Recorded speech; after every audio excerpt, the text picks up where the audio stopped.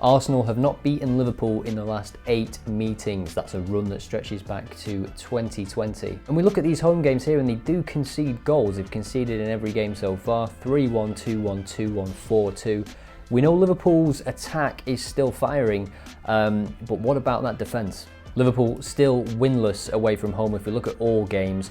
They've only lost once, which I think kind of gets lost in all of the crisis talk. The worrying thing for me is how they start games, Liverpool. If we look at the overall form here, they've won just 14% at half time and they've conceded quite a few goals in the first half. You know, for Liverpool, 6 goals conceded in the first half in 7 games. And they're conceding the first goal as well, so they're having to come back into games. So if they can fix that, they might stand a chance, you know, just stay in the game a little longer. But on the flip side of that very stat is Arsenal. So first half goals scored, only Manchester City have scored more first half goals than Arsenal this season, 1.13. And if they start the game against Liverpool like they started the game against Tottenham last week, I think they will score in the first half. Arsenal have received a card in every game they've played.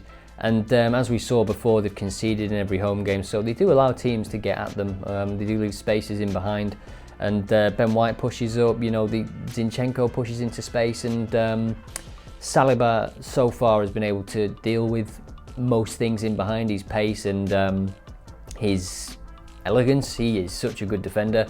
Gabriel next to him has been good aerially. He's good. I don't think he has the pace of Saliba to get across those areas, but he's usually a good option for a card. He got a card or gave away a penalty. I'm not sure if he got a card from the penalty against Tottenham, but he's got those moments in him, and you think, you know, with Salah coming in behind and players drifting into space, if Jota starts, I think they should start Núñez actually for his pacing behind. He makes very good runs, and if he does play against Saliba, I think he should. I think you've got to try and match that. And finally, Michael Oliver is the referee.